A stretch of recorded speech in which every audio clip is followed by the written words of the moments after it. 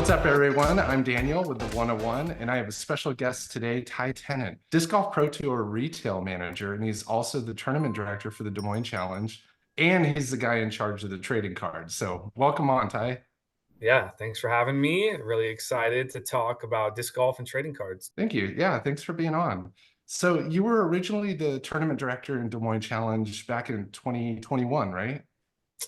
Yeah, so I stepped up and went to my local club, the Des Moines Metro Disc Golf Club, who has been running the challenge for I think 20 some years before. I thought I had some ideas about how to run it and try to get on the pro tour level, and went to the board and discussed it with them, and then chatted with parks director over at Pickard Park and chatted with them about how we can make it possible. And they were all on board, and we've been working really hard ever since. That's great. Yeah, it's such an amazing event, and there's some really awesome moments that have come out of that tournament the last few years, and I'm excited to see what they do this year and what you guys have up your sleeves. We've been working hard all winter. We're putting in a new hole 17 and a new hole 18, so they'll both play out of the woods, kind of into the open.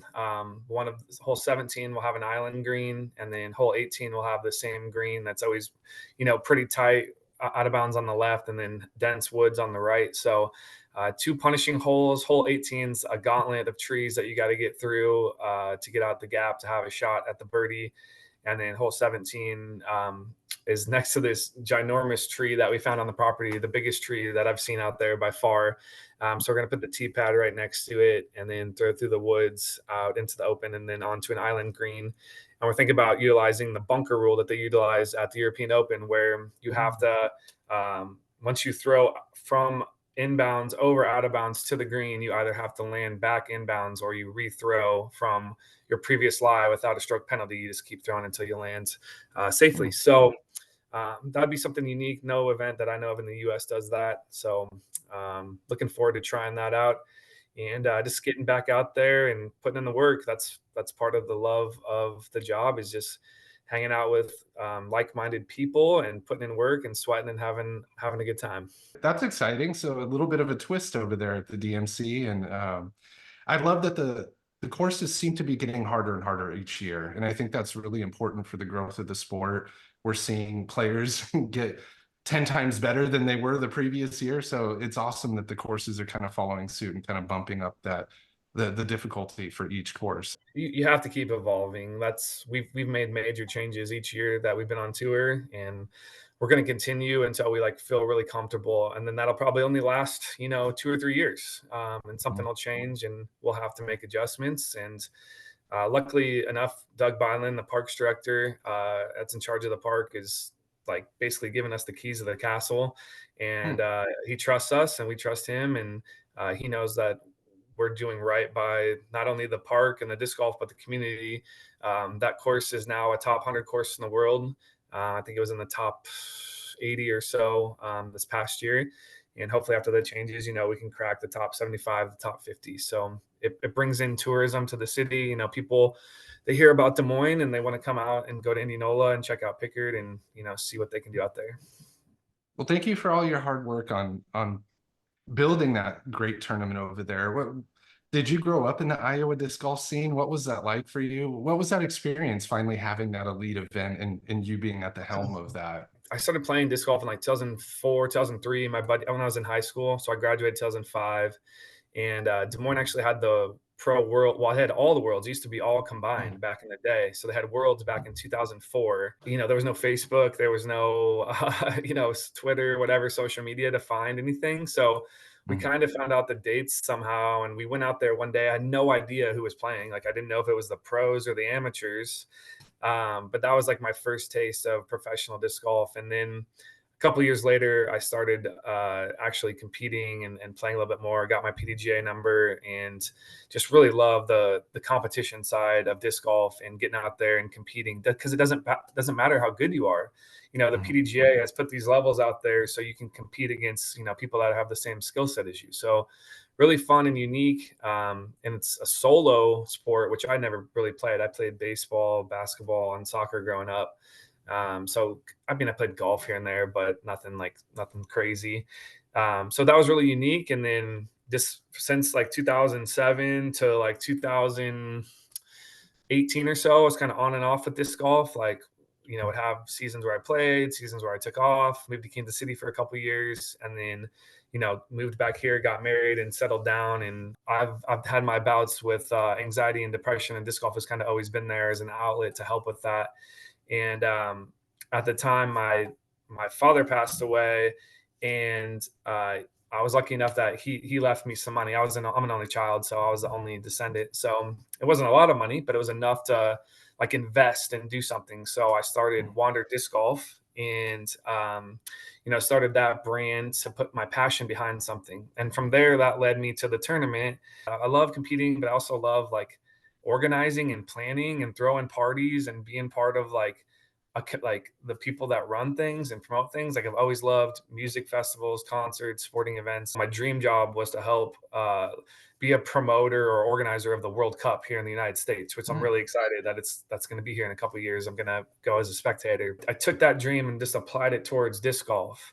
And mm. then I'm just like, I'm just going to do everything I can to get in that position and be a leader for my community and for the sport of disc golf, and just see what I can do. And it's just kind of blossomed, and I've had tons of help from my community. Like there's so many volunteers that just come and hang out and help out, and it's so much fun. Like it's so rewarding to put your blood, sweat, and tears into that out there, not only during the event but all year leading up to it, because disc golf is really an organic sport, right? Like have an idea, bring it to your club, bring it to your parks director, your city organizer, whoever it is, and put a plan together and put in the work, and it will happen. Like it's the easiest form of that I've ever seen. Disc golf is such a grassroots, like um, local community feel that you can, if you want to do something, it's up to you.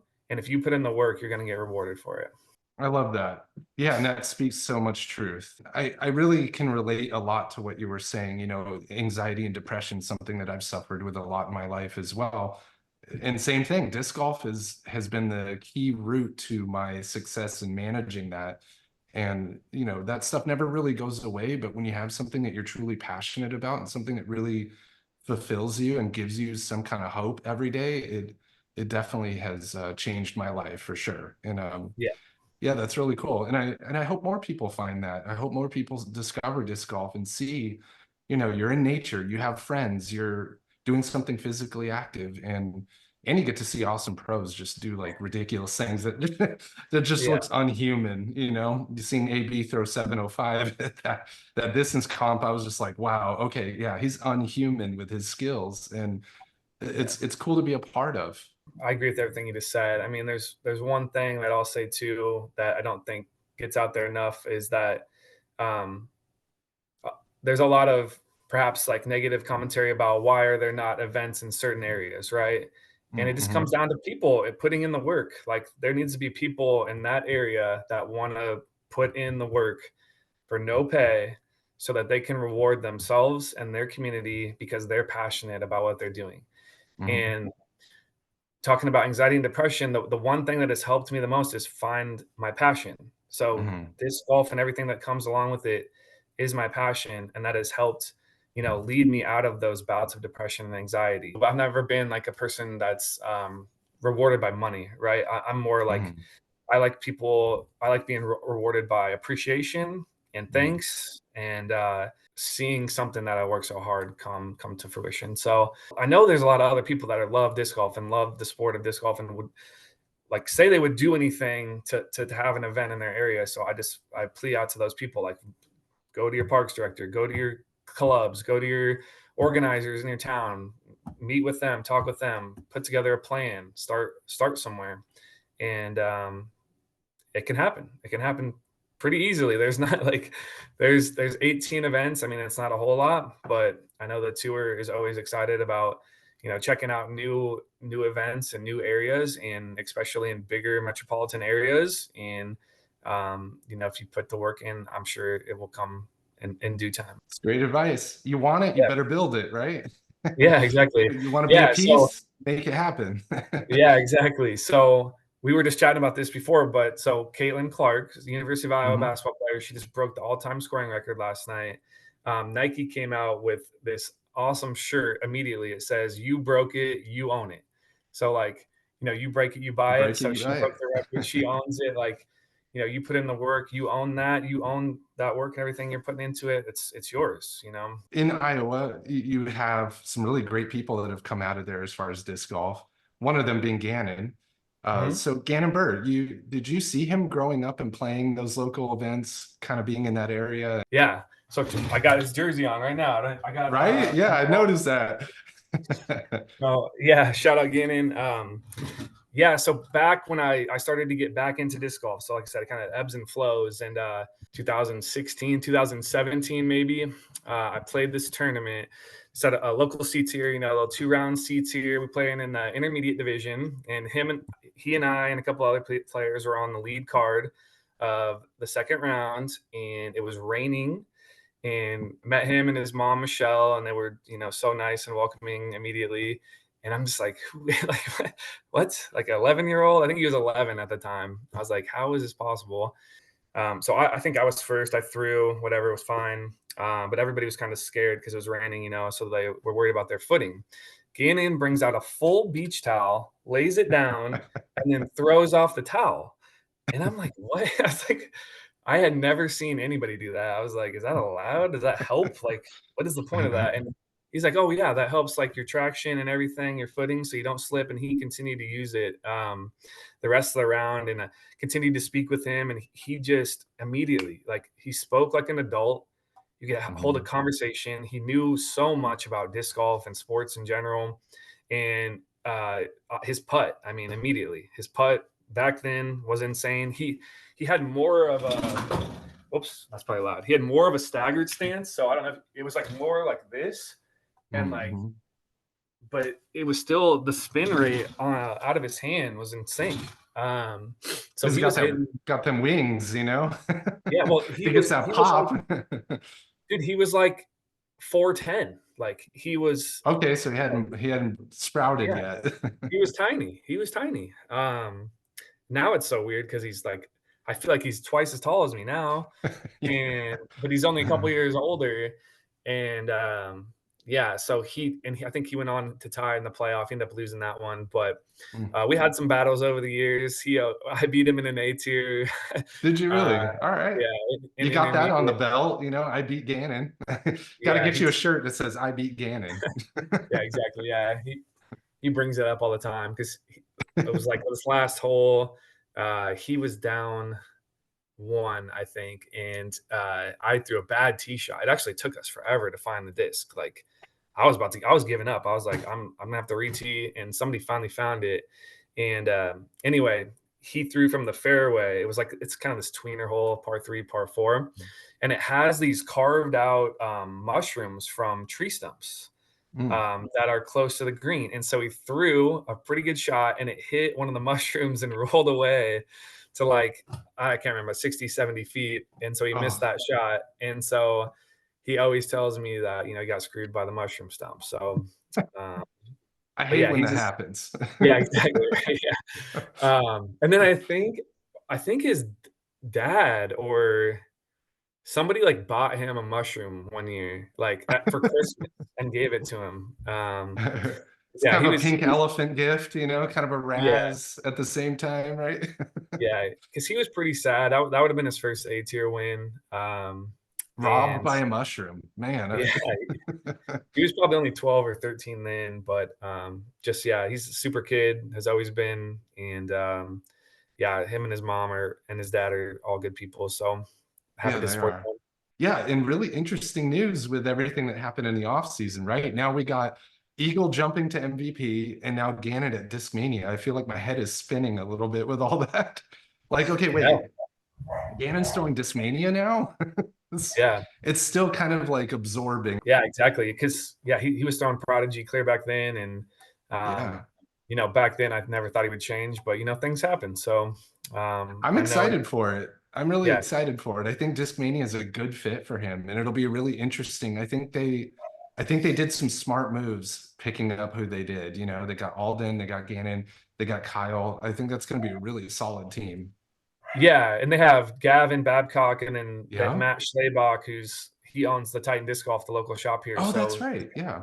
he's got a good, Discmania has a good like Iowa base now as well, which is cool to see them support, that group because they're all good friends. When did you decide to join the Disc Golf Pro Tour team? How did that happen? Yeah, so it kind of goes back to running the Des Moines Challenge. So, Mm, um, we did a tremendous job. Our team here, we stepped up for it was a COVID year, so there was supposed to be mm, the PCS event and it got canceled. So we stepped up and took its place, and we ran a really good event in my opinion, and I think the players and the fans, everybody would say the same. And I got to meet all the team members from the tour, so Jeff and Brian Cole and Seth Fenley and Seth Muncie and all those guys, and just kind of created a bond. And after the fact, a couple months later, like Jeff invited me out to the Green Mountain Championship, and the current retail manager was on his way out, and Jeff had seen what I'd been doing with Wander Disc Golf mm. and all that stuff, and just knew that I was passionate about the sport. And I interviewed for the job, and I ended up getting it that November. And I've just been doing whatever I can, to You've been continue the doing a grind. lot. Yeah, you've been Yeah, doing a lot. I mean, it seems like the retail has really grown a lot since you've joined, and you guys have been putting out really great stuff, great stamps, great jerseys, and now with the cards really kind of yeah. jumping up in the last couple of years. Yeah. Yeah, we've been trying, and I kind of like to say that everybody at the tour kind of wears multiple hats. Like we're all doing, I help with partnerships, I help with retail, I help with vending, I help Mhm. with obviously running the Des Moines Challenge. Like I just do whatever I can to help because I love the company and I love the sport. So I want to see us succeed. So when I started though, one of my first assignments was trading cards, and I So was that was like, one of your first ones. All right. yeah, because it was I got hired in November, and they were like, yeah, trading cards typically we do pre-sale like kind of around this time, um, and I was like, oh yeah, I kind of seen the trading cards before, and I'd grown up, collecting trading cards as a kid, but hadn't done that since then. Um, and so I got kind of interested, and so Dustin, our graphic designer, who's awesome, he designs all the cards. I barely give him an idea. I'm like, we got to do this, we got to do that, we got to do this, and he just like takes it and designs them. And I love them, and I think he does an Mhm. amazing job. And he does a ton for the tour, like so much design, which is amazing. And I was like, we only have like the base set, and I think at the time we did like the points champion, the tour champion, Mhm. and maybe one or two The more. the event winners. Yeah. Yeah, Mhm. yeah, and I was like, "Okay, well, let's, do those and maybe a couple more." I think we added all-star cards, and we added some foil cards to the mix, that were fun. I saw how well they sold and how people were excited about them and interested in them, and so then I started to do some more research. I started to, watch some YouTube videos, some breaks, and from there, kind of research the card companies and see how they're Mm, produced and what they produce and all that stuff, and kind of just fell back in love with it. Like as a kid, mhm. I really enjoyed ripping packs as they call it, and trying to chase your favorite player. And now it's just so much different than back then, right? It was, if you got one or two insert cards, it was like, holy smokes, like I got this insert card. And so when I first got back into it and was trying to learn about parallels and Mm. prisms and refractors and autos and sticker autos, I was like, wow, this has changed a ton. And now I'm watching videos where they're opening packs with players' shoes in them and Right. helmets and like all this stuff. Right. It's wild. Once I started playing disc golf, I came across Disc Golf Pro Tour cards, and I'm like, these are amazing. This is awesome. How come no one's talking about this? How come there's nothing really out there too much about it? And then that's when it must have been around the time that you started working for them. That's when the cards started changing. Especially last year, we started getting the relic cards. We got the signature series, all these great parallels, and this year is going to be even more amazing from what you've showed me. And yeah, same thing. It really kind of like sparked that interest in chasing cards and being a collector again. And a lot of that came from the Disc Golf Pro Tour cards because I go to events and see these amazing players, and then not really much talked about as far as collectibles. So it's kind of cool to see what's happened in the last 2.5 years, 3 years or so. And the players are so accessible, on site. Like, they love to see themselves on the cards too, and they're happy to sign them and Yeah. spread the love to the fans and the collectors. And we're at the start of all this. I know the cards have been around for the Disc Golf Pro Tour cards have been around since 2016, but Mhm. we're really just at the start of what we can do. And love what we're doing with Brixton. Ryan and Jason are awesome. Like they Mhm. when we connected, it was just like, this is a really good idea. It was how can we continue the cards? How can we spread them out? How can we make more? And more designs, more styles, more uniqueness. And I absolutely love the golden era. I bought my first box of golden era and I got a gold pack. And I was like, All I didn't right. I didn't do the research though. Like I knew we help them like get them photos and all that stuff, and kind of and make sure that we don't use the same photos. So kind of all the Mm, cards are unique. I knew it was 5 packs of 5 cards and like an auto in mm. each one, but I had no idea about the gold pack. So when I opened it, I was like, what is this? Like, so I had to go do my own research then, and It's like Willy Wonka. He got the yeah, golden ticket. I was like, wow, that is a great idea. Like, I wish I would have known more. Actually, I wish I didn't, because I probably would have bought more, which would have been bad for my wallet. But um, I love that idea. I thought that was so unique with 5 signatures at least. And then if you get that gold one, it's just an added bonus for sure, which was really neat and really cool idea. And just working with those guys, bouncing ideas off each other, making sure we're not doing the same things, so that we Mhm. can provide, all sorts of different types of cards for everybody. Brilliant pairing, and I think there's room for both sets. And I like that you guys have kind of collaborated in that way, building it together. And I think a lot of magic comes out of working together collaboratively. I think there's a lot of growth and rising tides, float all ships. Is that what they say? I don't know. Yeah, something like Um, that. Yeah. but yeah, there's a lot of growth in them producing cards and in you guys producing your cards, and they're totally different sets. And it's kind of cool to have some parallels to the sets and also unique differences too. I talked to Holland Hanley and we did that signing of her Hero Series cards, but it seems like there's so many new parallels in the set, like the movement set, the all the monochrome, all the different color parallels, the stamp parallels. You also brought back Kevin and Manuel for creative as artists and photographers as well. Yeah. How did they get involved and how did that start? I thought those were really amazing cards starting last year.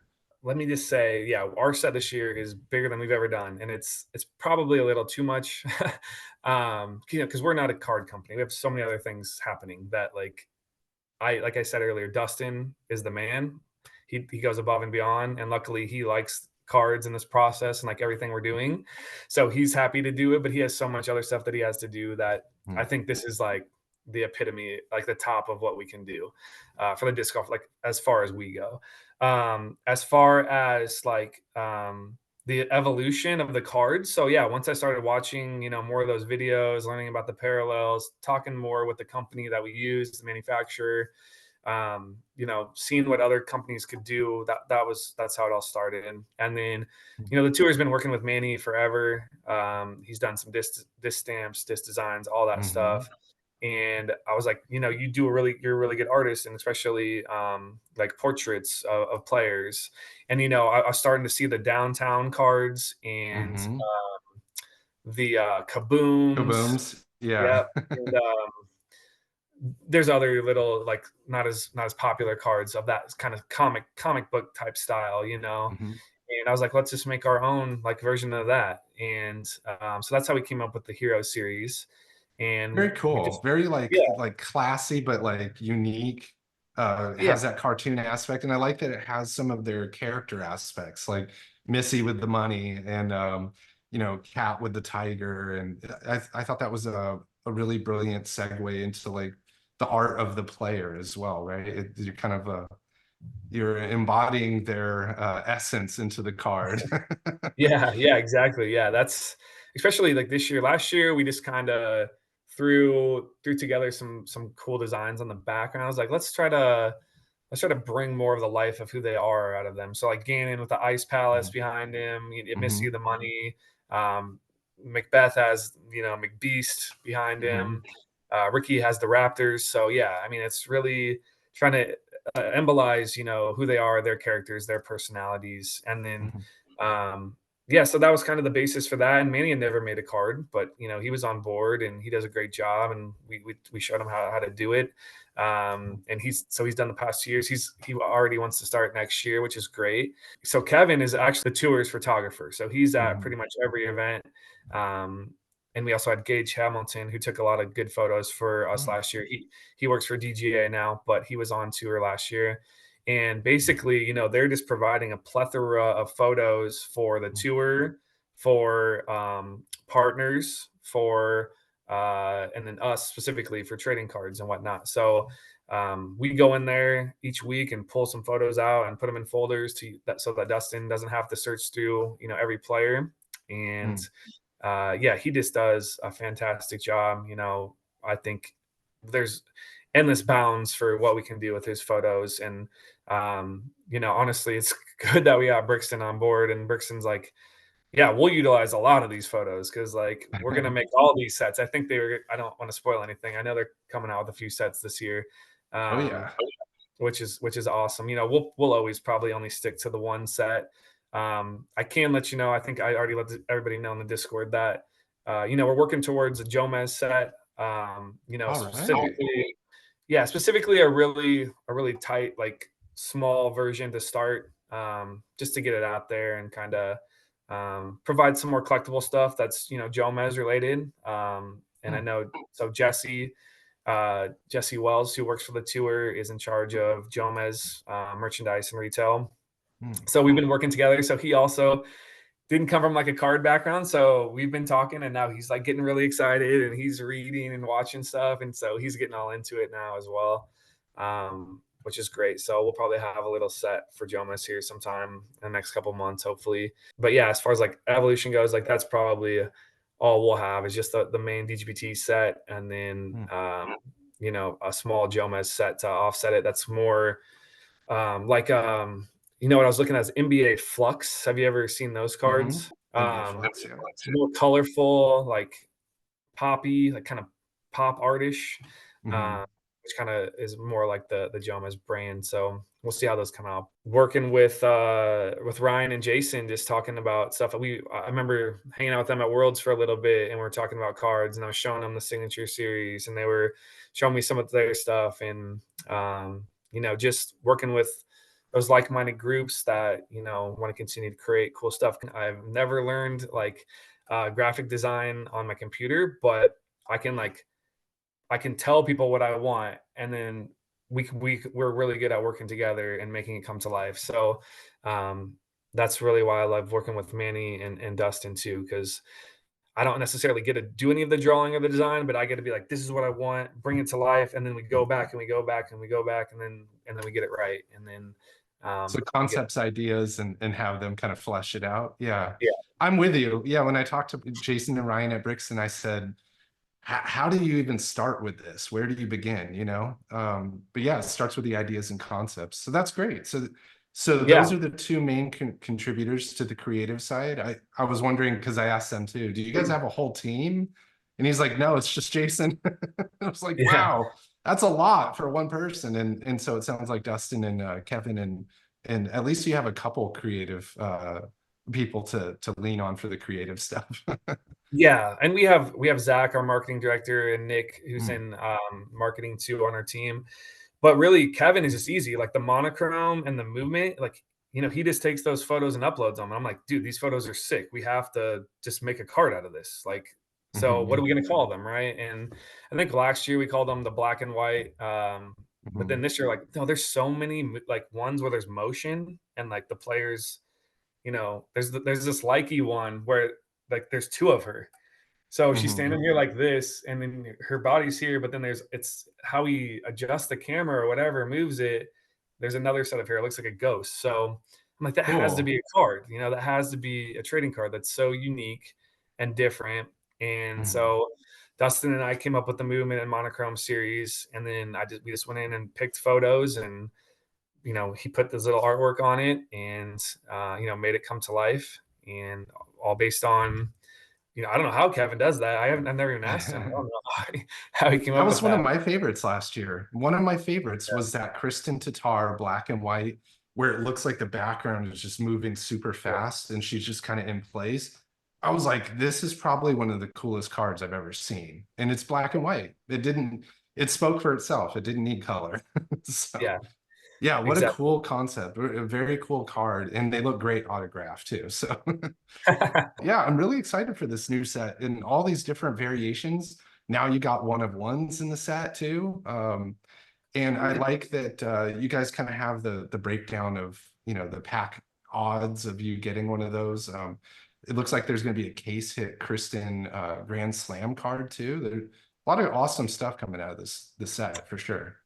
Yeah, so, I probably got too invested in, like, watching these breaks and, like, learning all this stuff, because now I'm, like, creating a model based on Panini and what they do in Tops, which is, yeah, Okay. which is it's way above, like, what we're capable of doing, but, basically I decided, like, let's just put together a set amount of cards. We know we'll do a set amount of packs. We'll do a set amount of boxes. That's it for the year. Yeah, just adding in all those things. I think I might have gone a little overboard. Like I said, I think we are at the tip top of what we can do, but I think they're really fun, and I hope people like them, and I hope people like the foil card. To me, that's the epitome of disc golf. Like, so I kind of collected for a little while discs, Mhm. especially during COVID. I was like, oh man, these are really worth something. So if I can get my hands on some, like, why not hold on to them? But people, especially around that time, really became obsessed with what foil was on the disc, right? And certain Mhm. foils had certain values, and that's just Money so, stamp. Yeah, the yeah, money it's so stamp went through the unique to roof. disc golf, right? Yeah, it's Yeah. so unique. Like, a foil is like one foil is more valuable than the other, and it's so disc golf unique that Mhm. I don't know how I just came up with it one day. So what I wanted to do is I wanted the card company to stamp the entire card. So, like, the entire card with a Wonder Bread foil on top. Mhm. Because it's like, Mhm. how many foils do you guys have? And they're like, oh, we only have these foils. I'm like, well, if I send you this Wonder Bread foil, can you just stamp the top of it? And they're like, no, that's not really how it works. So I talked to this other company that I use to stamp the cards, and they were like, well, you could just get just like a full plate, just a plate that is big enough for the card, and then put the foil on it. I'm like, I don't know. I don't think that'll work. I feel like that'll be a lot of effort, a lot of back and forth. And Mhm. so then I was like, well, let's just do, a shield, the DGPT shield, and see how that looks. And so I bought the machine, got the foils, and just started, testing them out on some of last year's cards, and they came out pretty cool and pretty unique. And again, I mean, it's just so disc golf unique and fun that I was like, we got to throw those in the set. We got to give it a try. I If they love don't, it. I think it was a yeah, great idea. And it also kind of reminds me of like some vintage sets there too. Like when you look back at like the old baseball SPs or some of the earlier sets where they started using foils on cards. And it kind of reminds me of that. that's awesome. Yeah. So I know it's really unique. Hopefully they hold on. I mean, the ones that I have, there's nothing wrong with them. The ones that I've been doing for the past couple months, they all seem fine. But there's definitely going to be a little bit of dropout here and there and whatnot. But I still think it gives it that charm, right? Like, I'm hand stamping all of these cards by myself. I think I've got through maybe a third of them. Oh, So we got wow. about, yeah, got. I'm going to try to get the rest done here this weekend and then send them back. And then we just have a few more cards to have printed. And we're still hoping to hit that mid-March date for the trading cards release and get those out to people that pre-ordered first. And then once that's done, we'll get them out to the rest of the people that want to purchase them, to ship out that day, hopefully. Yeah, I can't wait. Pre-sale's still going on, so if you're interested in these cards, jump on their site and get them before they're gone. What he's talking about is these cards are going to be one of one. So it's going to be the full run of the 115 cards that are in the set, but each card is stamped with its own unique foil, just like you would on a disc. So I know there's a Wonder Bread, there's a money stamp. I think, what was the other one? Like a sunset? We have lava and then Oh, gold. lava and Yeah. gold. Yeah, so each one of these cards will have its own unique stamp, and he's literally making them by hand. So if that isn't a 101, I don't know what is. So, Yeah. Super unique. And if you've never like worked with foil, so I didn't know this, but the foils are different thickness. hmm, So that means that like you need to apply different amounts of pressure, different temperature.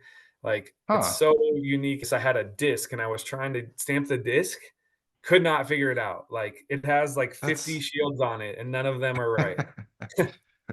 that's weird. So you wouldn't think that the foil thickness would be different for different colors, I guess. Yeah, for some reason the Wonder Bread and Money Stamp are a little thicker than the lava and the gold. The cards seem to be easier than the disc for some reason. So maybe I missed.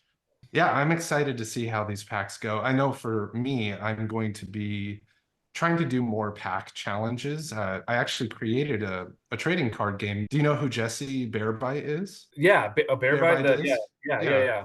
So I did an interview with Jesse and I said, "Hey, I'm going to test this out and play a trading card game with you." And he loved it. So it would be really cool, I think, once these packs come out, I'm going to try to go to events and play pack wars with other players, other Nice. collectors. See me out there with packs trying to challenge people. So, Yeah, that's unique. I can't wait to see that. I'm looking forward to it. And I I don't I might go to Music City, so if I do, I'll have cool. to hit you up and we'll have to try that out because I'm interested to see how that goes. Nice. I'd challenge you to a pack challenge for sure.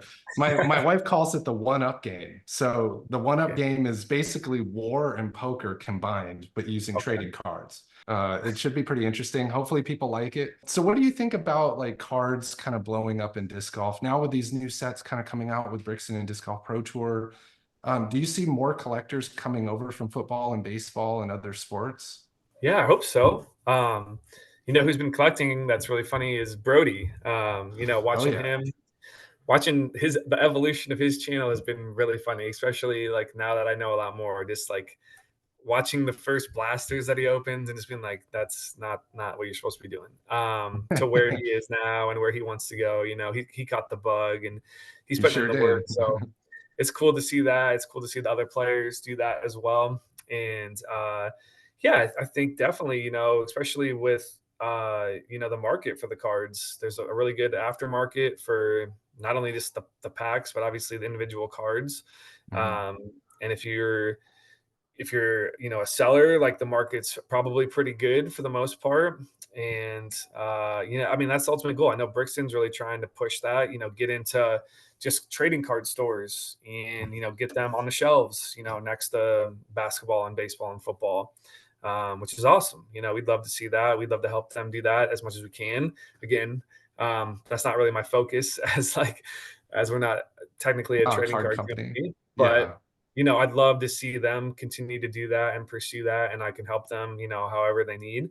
Because I'd love to, you know, take them down to my local store and be like, hey, you know, I'm gonna buy my own trading card pack right here, and to show them the value of those cards. I think eventually people will get to understand that. And actually went to a card show last year, um, and I can't remember why, but disc golf got brought up, and I was like, "Yeah, like Gannon Buhr is like a top 5 player in the world," and somebody knew about them, and I Hmm.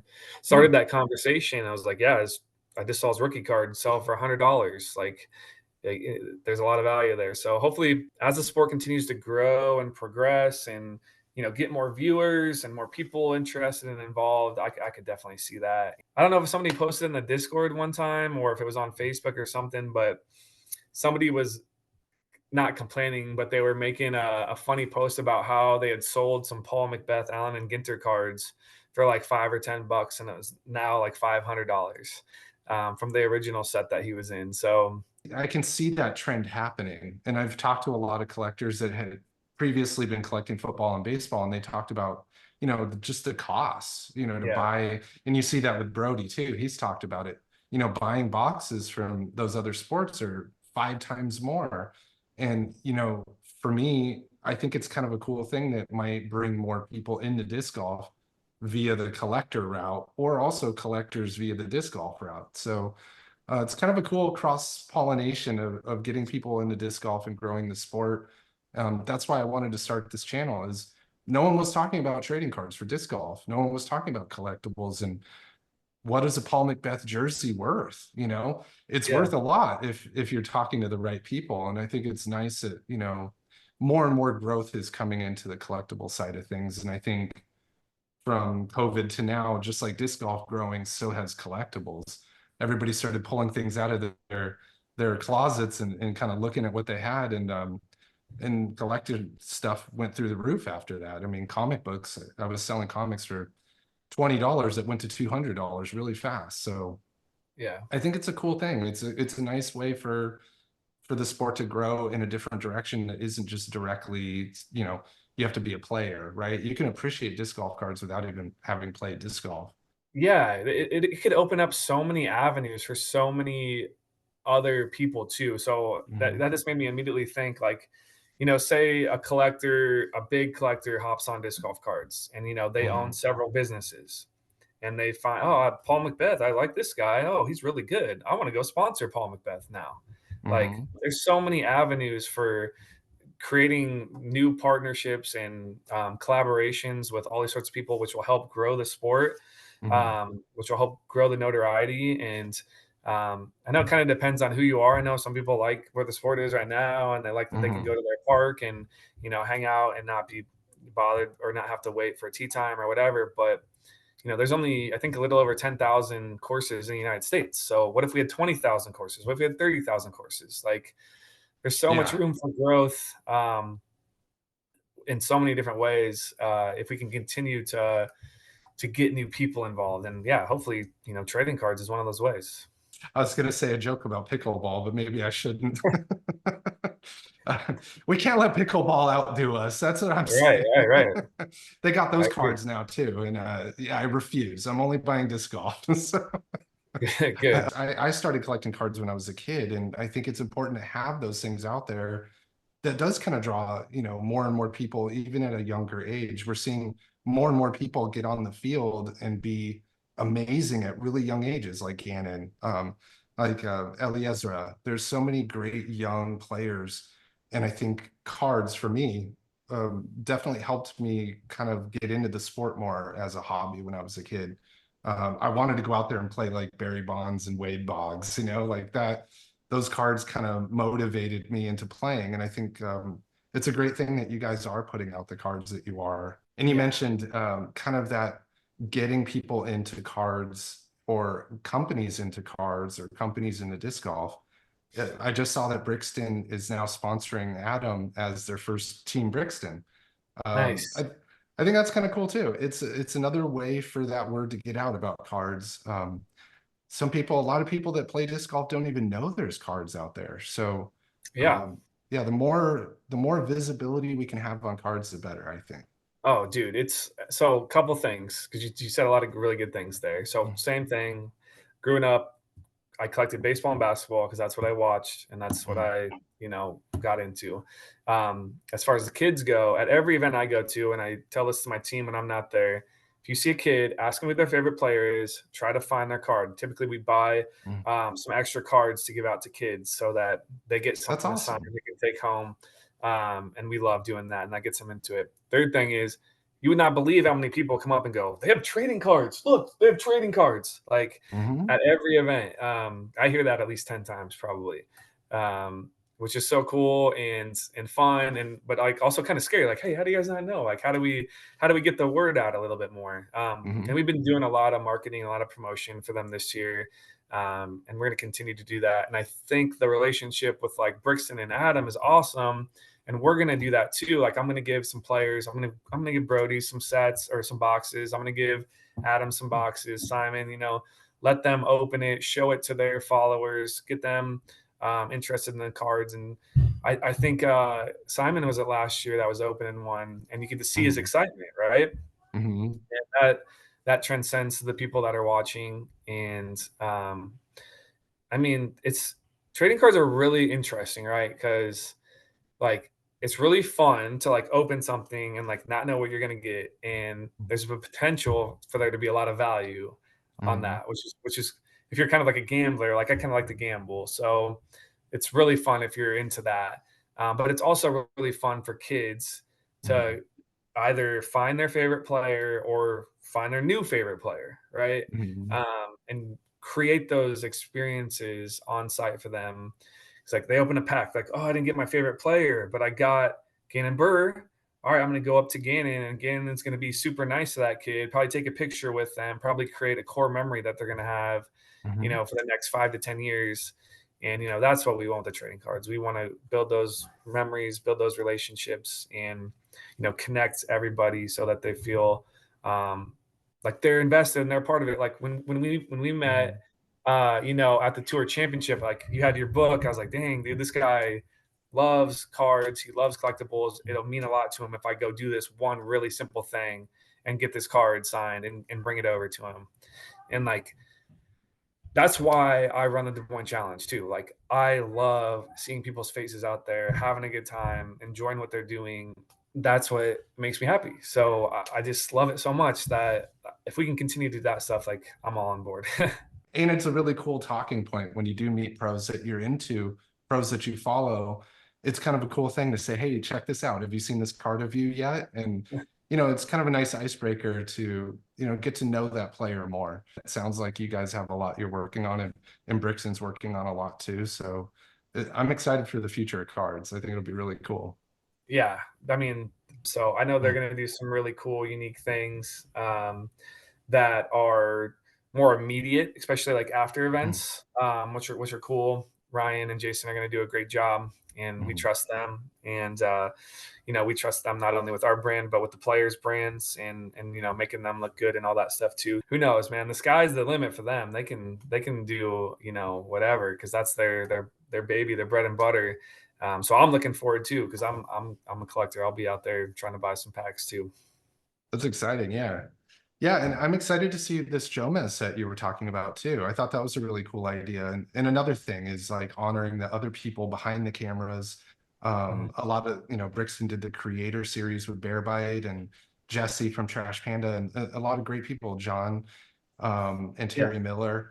And I think that's such an awesome thing and very unique as well as far as disc golf goes. I did have one question. I know you said just the Jomez would probably be all that Disc Golf Pro Tour does as far as subsets. But I was looking over some of the recent changes with Disc Golf Pro Tour and them kind of acquiring EPT or the European Pro Tour into Disc Golf Pro Tour Europe, and that having kind of its own standalone points. I was like, the collector that I am, I'm like, does that mean they're going to be doing like a Disc Golf Pro Tour Europe card? Am I going to get a Corey Ellis or a Eagle McMahon European card? Like, Yeah, no, I like that. I like that. It's that has been on my radar for a while, but mm, I think that's at least a few years away. Um, okay. the team over there is pretty small that we have, and so it'd have to be something that Dustin and I organize, and I just don't think we have the bandwidth at the moment, unfortunately. But the European market is really into the cards too, like which is Mhm, unfortunate because um, I can only do the cool thing about Brixton, right? Is like they're like, let's get 100 plus players to sign cards, right? And we'll throw it into the set. Whereas ours is more of like, your standard old school base set that we've now added everything to. I'm looking at it a different way than them, like where I only want one autograph per box instead of 5 or 10 or whatever they might end up doing, which is really unique. And it's good that they're separate like that. How I'm going to distribute those cards and where we're going to house them because I think we're doing very 14. labor intensive, yeah, Yeah, to do all that, all the autographs. He was telling yeah, me.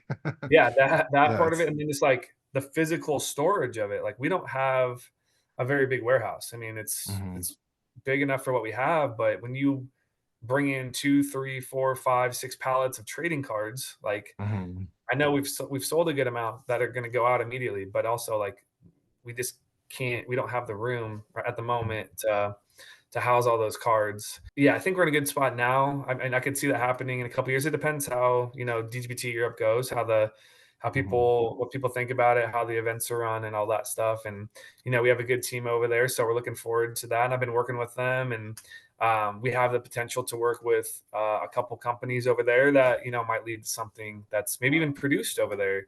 Mm. That might be a little harder for us to get here in the United States as opposed to the other way around. It popped into my head when I was saying, "Oh wow, they acquired EPT and now it's Disc Golf Pro Tour Europe in separate standalone points." That who knows? Maybe that's something because Europe does have a huge market. They have a huge spectator market. I thought I would ask, is there any other future tidbits you have for Disc Golf Pro Tour that you can reveal? So the funny thing is, our lawyer from Sunstein Law, Mm, Steve, mentioned that he collected the World Cup stickers. So when we had the World mm, Cup, was it 2 years ago? And so I was like, wow, that's a pretty cool idea that people do collect those. And you can buy those at Target and Walmart and all that stuff, mm, along with the rest of the trading cards. So I can't remember if I mentioned that to Ryan or not, but I think that's something, maybe we push off to them. I mm. know they're getting into more collectibles and that sort of stuff, and I think that'd be a unique idea, whether it be player cards or manufacturer cards or stickers, Yeah. event stickers, stuff like that people can collect, and then I think it comes with like a sticker book. I know it's typically more for kids, but Steve was like, no, this is big. Like, there's a lot of people that collect these and enjoy these. So maybe that's something down the road that one of us do. Mm. Very cool. Yeah, that's Yeah, exciting. Hey, more the merrier. I'm happy. I need more stuff to put on my walls. So I know. I like it. Yeah, it's so yeah, you cool. got some nice stuff there too. What's the jersey Yeah. over there you got? Well, I got Landon. I'm a big soccer fan, so I got Landon Mm, Donovan signed jersey over here, Landon and then Donovan. I Nice. got I got another jersey. So I'm an Iowa boy. Luca Garza was college basketball player of the year like 3 or 4 years ago. So I got his jersey, and then I got some discs up here. Whoops! So I got my World's disc from last year with Kristen and Nice. And Isaac's Isaac. autograph on it, and I got some cards over there. But yeah, I'm not like, I wouldn't say I'm a huge collector, but I've been kind of getting into things that like I really want, and chasing those a little bit. So like we talked about, Caitlin Clark, she's going off and her cards are going crazy, and just watching. I never thought I would watch women's basketball, dude, and I am blown away about how awesome she is and how good she is, and it's the most exciting basketball that I've personally seen in years. But I'm a little Mhm. biased as an Iowa fan, but um, it's funny because she also like talks smack, so I think it's like she like really brings out like the competitor in the other teams and the other Mm. fan bases, which makes them want to watch women's basketball, which is exciting too, and fun. So that's kind She of definitely makes it fun. Yeah. yeah, yeah. So yeah, Yeah, I think we have that in Kristen, honestly. Maybe not the smack talk part, but just that record breaker, just so dominant and so collectible. I mean, her cards have gone way up over the last year and a half. And mm, now with her some of these cards coming out in this set, I could see them being ones to hold on to. So you're hearing it here, folks. You get any Kristen Tatar cards, hold on to them because they're probably going to be worth something here pretty quick. Yeah, yeah. I should look it up. I think we did maybe 10 or 12 of her cards this year, or maybe 15. I don't even know. Like yeah, she had a lot of cards. Yeah. yeah, I think we're doing 243 cards, and so she's like, I don't know, 5% of them or something like that, which is crazy. Um, just because, yeah, I mean, she had such a Won dominant so many season. events. Yeah, all those event Yeah, cards, I bet. yeah, because yeah, I didn't even Yeah. think about those. So it's probably more like 15 or 20 cards. But yeah, just with how well she played and how many pictures that we took of her, it was like, man, we got Mhm. to use these. I mean, they're great, and she's really popular. She's really likable. She's great with all the fans. She sits there Mhm. forever and signs autographs, and yeah, just she had a really unique season last year, just dominant fashion.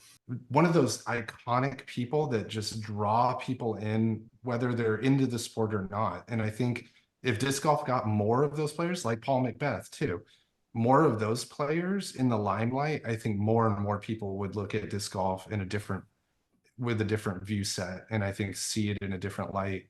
And I think would draw more people into the sport. Yeah, I mean, we saw it. The FPO viewership was way up last year. Mhm. I'm assuming it's attributed to her performances. Um, but yeah, I agree. She's definitely an athlete, and it's funny. I feel like everybody somewhat forgets about her. During the off season, she's been a little more Mhm, prominent on social media this year, but um, we all kind of wonder like, oh, she's been in Finland, or excuse me, in Estonia. Um, she'll need to warm up. A couple of events, but no, she's came out and won a bunch last year, and I think we're all anticipating the same thing. I wouldn't be mhm, surprised if some of the other competitors, really put in the work this off season to kind of catch up to her. But yeah, I'm excited to see. I mean, the FPO division, both divisions are really exciting now. But mhm. um, there's lots of talent in both divisions, and I think that, like you said, the cream rises to the top, and that something about the boats all going level. I can never Yeah, remember that me one. either. But yeah, that's exactly what it is, right? Like, I think all those Yeah. players see the work that she's putting in. You Mhm. watch like Cat Merch, Missy, uh, Holland Hanley. Holland, yeah, Yeah. Holland. They want to put in the work. They want to get to that level, and Mhm, we got less events this year, a little more mhm. time off in between events here and there. So hopefully we get everybody's best every event weekend. It's gonna be exciting. It really is. I can't wait for some of this to go down. I really look forward to seeing Paige Pierce come back too. Yeah. Hopefully she's in better form and hopefully her leg is giving her enough power to play like she was. Do you have any examples or any stamp cards you wanted to show? Yeah. Would you want to stamp one? I got the machine right here. I'm gonna try to Nice. turn my computer, and All let's see right. if you guys can kind of So official see it. stamping of the one of ones.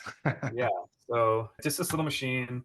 The plate is down here. It's really hot, so I'm not gonna touch it. But pretty simple. So right here I have Drew Gibson. Um, you're not gonna be able to see it, but right here in cursive it says one of one on the Mhm, right corner, and basically we're just putting in the stamp like offset of his name and his location and his performance last year. So we'll start with the Wonder Bread. We'll just run this one. So standard Wonder Bread. Cut a piece of it out. Kind of line up the card, make sure it's in the right place, and then put the foil on and give it a stamp. And then typically let it sit for like a second or two, mhm. and then you peel it off. And And that's that to one feels, prevent like the foil from tearing or something. yeah, A little cool down. little cool down, yeah. So this one actually came out really good. I don't know if you're gonna be able to see it or Oh not, but yeah. That's so cool. Yeah. Wonder but Bread yeah, it's stamp. yeah, it's really unique and fun, and you will see like since there's a lot of pressure, there's a little gonna be like a little indentation on the back, Mhm. but nothing that's gonna affect the overall like card in any way. I don't know if these will ever have the possibility to be graded.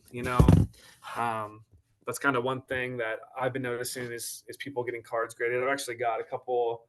I got a couple Gannon and Kristen rookie cards graded myself recently. Um, so I know that people are kind of getting into that too. So I don't know. It'd be really cool someday if you could get this card graded. I have no idea how they would do that or whatnot, but from there I just sleeve it, and we'll do the rest probably later here and put them back in the box and get them shipped off next week. That's really cool. Yeah, they should be okay with grading. I mean, there's those, 90s SPs that had same thing, they were stamped so you can kind of see a little bit of an indentation on the back of the card, but I mean, if those grade, I mean, those ones should be fine too. Yeah, that's Um, really cool. it's still a 101. I mean, whether you can grade it or not, it's still a 101. There's no other one like it that you're going to find in the world. So, yeah, and for collectors, just having that unique piece is really cool. So now, Yeah, so now you're giving me four things to chase for one one player. I can't wait to get on site and see some kids open these and people just open them, and maybe somebody gets one of these, or maybe even a signed Hero Series card or something like crazy that they're not necessarily going to know the value. They're not going to know or care what the value of it is. They're more just there to get the cards, and Mhm. just like explain to them how awesome that is that they just got that and how unique it Right. is, and then hopefully like they just tell all their friends and their family, and they get into the game and start to collect cards as well, maybe on a deeper level. Yeah, spreading the word about those 101s. Don't throw those away or put them in your wheel spokes, kids. Yeah, yeah, Thank you for all your blood, sweat, and tears for making these cards. And I said the yeah. same thing to Ryan and Jason. I know it's a labor of love, and we appreciate it as fans. I got one last thing. Maybe we can tease it here. But so as part of our set, we came out with the relic. We have the relic cards, so they're each Mhm. one of 20, and we have 20 Mhm. players, um, and we'll have a special. We'll have a special that we're gonna do with Brixton and Ryan, um, that has some uniqueness to those cards that won't be available in packs. That will Mhm. be, I think, something that we donate to charity. So, looking forward to that. Hopefully, we'll have that shortly after the cards release, and we'll do something fun, some sort of collaborative thing, whether it be on Whatnot or through a different channel. So, really looking forward to that. So that's exciting too. Yeah. Nice. So yeah, because we know we support the Paul Macbeth Foundation, Edge, You Play. That's, I don't want Mhm. to go too far, but we got to get the sport into the hands of kids, whether it be cards or discs or whatever, baskets, whatever it is. So that's going to be Mhm. one of my big goals the next couple of years too. I got a 3-year-old and I got another one on the way, so like I want them to have lots of opportunities to play disc golf. Well, congrats. And Yeah. yeah, hopefully they're into trading cards too. Yes. They'll have lots around the house to play with. Yeah, I took him to a card show in September or something, and he Yeah. wanted to leave after like the first 5 minutes. And I was like, dude, we just got here, and it was a big one. It was like one of the bigger ones they have in the area, and we made it for like half hour. But I got my first Caitlin Clark auto at that one, so it was worth Very it. cool. Yeah. Nice. Yeah, and he's still young. 3. Yeah, I wasn't doing anything at 3 with cards, but a couple of years, you never know. You might be stealing your Gannon rookies here pretty soon. I So. know. Gotta hide those. Well, thanks again for taking your time and coming to talk with me, Ty. It was really cool to get to know you and find out more about the cards that are coming out and hear about the awesome things that Disc Golf Pro Tour is working on. I'm really excited for the future. And I think, with the season starting, it's a great time for us to talk about the cards and yeah, and check them out. Those cards are coming out mid to end of March, I believe. Hmm. And yeah, and check out the pre-sale before it goes away. So. Yeah, pre-sale will end on March 3rd, and the cards will become back available once we get all the pre-sale orders fulfilled. We want to get those out to you guys a little bit in advance, and then yeah, we should have them available at all the Disc Golf Pro Tour events until they sell out. And yeah, thanks for your support. It was great meeting you at the Tour Championship. I'm glad we bonded and connected, and I'd Me love to too. continue to do that. And I love the Discord community. You guys are awesome. I get in there every now and again and just love all the passion, and it spreads to me, and I share it with my coworkers, and they're excited about the future of trading cards in the disc golf world. That's awesome. Well, thanks for your time, Ty, and thanks for talking to me today. And I Yeah. wish you and your team the best, and safe travels out there on the road with the Pro Tour starting. So, Yes. Thank you very much. Thanks for having me. nice talking to you, Ty. Hang in there. Yeah.